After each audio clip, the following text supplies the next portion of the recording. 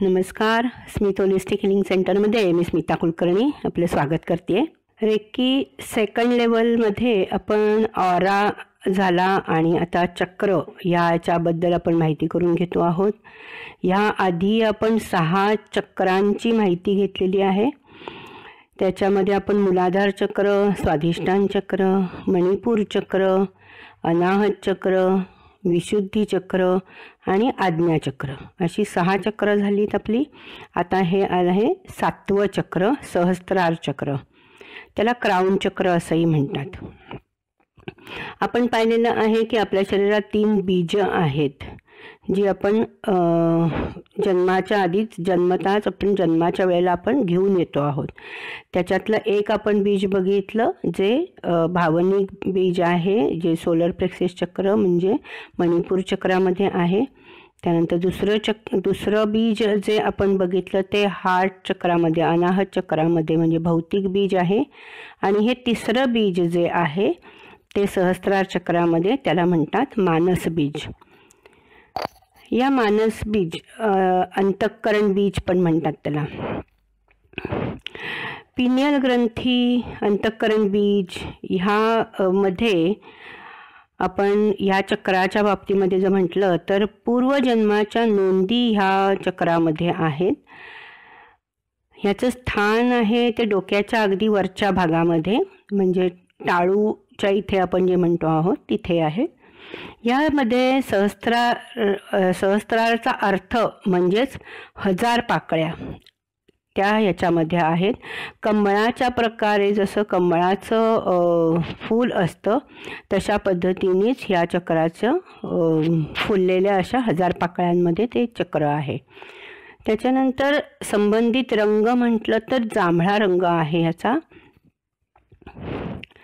काही योगिक श्वसनाच्या व्यायामामध्ये प्रत्येक चक्राच्या ध्वनीचा उपयोग करून ते चक्र कंपित करतात.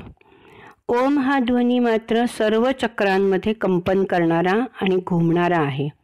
त्याचा उच्चार अ ओम असा आहे. हा विश्वातला प्रथम ध्वनी मानला जातो. तो फक्त हिंदू धर्मातलाच ओम नाही, अंतराळात प्रवास करणाऱ्या अंतर्वीरांनीही अंतराळात अ ओम हा ध्वनी असल्याचं नोंदलं आहे. हा ध्वनी सर्व चक्रांशी सहकंपित होतो. या चक्राचा बीज मंत्र आहे ओम. संबंधित इंद्रिय ह्याची आहेत पिनियल ग्रंथी आणि मेंदूचं नियंत्रण. कार्य आहे आपल्या उच्चतर स्वत्वाची आत्म्याचं जोडलं जाणं आणि दैवी करुणा, विश्वप्रेमाचं केंद्र, आत्मज्ञानाचं केंद्र आणि आत्मशक्तीचं केंद्र असं हे सहस्त्रार चक्र आहे. संबंधित भावना आहेत सर्व गोष्टींशी एकत्वाची भावना, जोडलेपणाची भावना, आंतरिक भावनांची वाढ आणि जाणीव आणि व्यक्ती पलीकडील गोष्टींची जाणीव आणि व्यक्ती पलीकडील गोष्टींची जाणीव. म्हणजे आपल्याला आत्ता जे नाही आहे माहिती त्या पलीकडचं सुद्धा आपल्याला जर नॉलेज हवं असेल किंवा जाणीव करून घ्यायची असेल तर ती ह्या चक्राच्या मार्फत होते. आपण जे म्हणतो आहोत की ह्या चक्रामध्ये मानस बीज आहे, पूर्वजन्मीच्या नोंदी आहेत आपण म्हणतो. मग जेव्हा आपण पूर्वजन्मीच्या नोंदी याच्यात आहे तर आपण खूप काही गोष्टी घेऊन आलेलो आहोत आणि त्या आपल्याला ह्या जन्मामध्ये आपल्या आत्म्याशी कनेक्शन झाल्यावरती आपल्याला कळणार आहे की आपण इथे का आलेलो आहोत, आपल्याला इथे येऊन काय कार्य करायचं आहे. त्यामुळे आपलं कार्य जे आहे की आपल्या उच्चतर स्वत्वाची जाणीव होणं की मी स्वतः माझ्यासाठी कोण आहे आणि माझ्या ह्या आत्म्याचं म्हणजे आपण आज्ञाचक्र जे म्हटलं आहे त्याचं आणि ह्याचं कनेक्शन जुळल्यावरती मग तुम्हाला कळणार आहे की आत्म्याशी जोडणं हे ह्या चक्राचं काम आहे, सहस्त्रार चक्राचं. आणि मग विश्वप्रेमाचं पण ज्ञान त्याच्यातनं मिळणार आहे.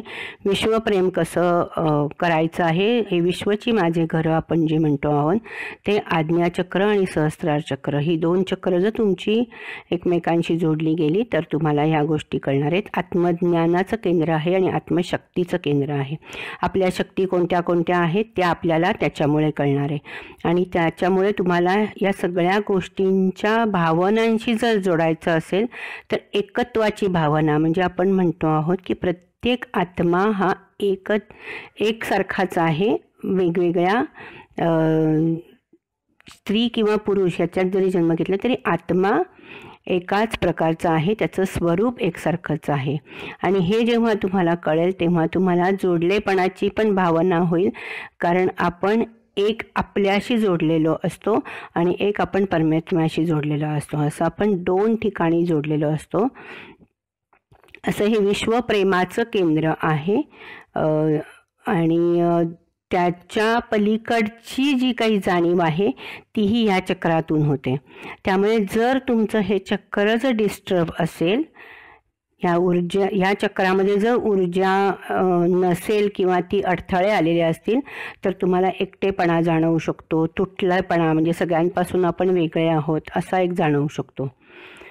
ह्याच्यानंतर आजार म्हटलं तर मानसिक दुखणी होऊ शकतात बऱ्याच प्रमाणामध्ये, आणि शोक, दुःख कुठल्या ना कुठल्या तरी गोष्टीचं, किंवा वास्तवाला समोर जाण्यासाठी समर्थ नाही राहू शकत, असमर्थता वाटते, कुठल्याही वास्तवाला समोर जाऊ शकत नाही. खोल मानसिक धक्का बसला तरीसुद्धा हे चक्र तुमचं डिस्टर्ब होतं. हा वैश्विक आणि दैवी स्तर असलेलं असं चक्र आहे हे. त्याच्यावरही दैनंदिन व्यवहाराचा असा काही परिणाम होत नाही. तुमचं इथे काय चाललं आहे त्याच्याशी नाही, त्याचं आत्मिक आणि परमात्मिक कनेक्शन हे जे आपण म्हणतो ते ह्या सहस्रार चक्राशी कनेक्टेड आहे. ईश्वरी बुद्धी ह्या चक्राशी कनेक्टेड आहे आणि ते आत्म्याशी कनेक्ट होऊ शकतं. सकारात्मक उपचार म्हणून जर काही सूचना द्यायची असेल ह्या चक्राला जर डिस्टर्ब झालं तर हा आयुष्यातला परिपूर्णतेची आठवण ठेवतो. आयुष्यामध्ये जे काही मिळालेलं आहे ते परिपूर्ण मिळालेलं आहे त्याची आठवण, कारण जे आपण घेऊन आलेलो आहे ते आपण ठरवून आलेलो आहे, जे समोर आपल्या येणार आहे ते आपण ठरवून आलेलो आहे आणि मग हे जे मिळालेलं आहे ते सगळं परिपूर्ण मिळालेलं आहे. सो ह्या आयुष्यातल्या परिपूर्णतेची आठवण तो ठेवतो. अशा प्रकारचं हे सहस्त्रार चक्र आहे. आता आपण 7 चक्र बघितलेली आहेत. आता 7 चक्रांच्यापैकी जर आपण खरंच विचार केला तर मग बेसिक चक्र म्हणजे आपण जे मूलाधार चक्र आहे ते मणिपूर चक्र आणि सोलर प्लेक्सस म्हणजे आणि स्वादिष्टान, म्हणजे मूलाधार, स्वादिष्टान आणि मणिपूर चक्र, ही 3 चक्र जी आहेत ती फिजिकल बॉडीशी कनेक्टेड आहेत. फिजिकल बॉडीच्या कोणत्याही फिटनेस किंवा सगळ्या रिलेटेड जर असेल आणि त्याची जर फिजिकल बॉडीची ग्रोथ करायची असेल तर ह्या 3 बेसिक चक्र जी आहेत त्याच्यावरती काम करणं गरजेचं असतं, हिलिंग करणं गरजेचं असतं जर काही डिस्टर्ब असेल फिजिकल लेवलवरती. तर त्याच्यानंतर अप्पर चक्र जी आहेत म्हणजे अनाहत चक्र, हार्ट चक्र आणि विशुद्धी चक्र म्हणजे थ्रोट चक्र, या 2 चक्र जर आपली व्यवस्थित काम करत असेल तर मेंटली आणि इमोशनली आपण फिट असतो. आणि जर मेंटली इमोशनली नसेल तर कुठेतरी ह्या 2 चक्रांमध्ये डिस्टर्बन्स आहे हे समजून घ्यायचं आहे.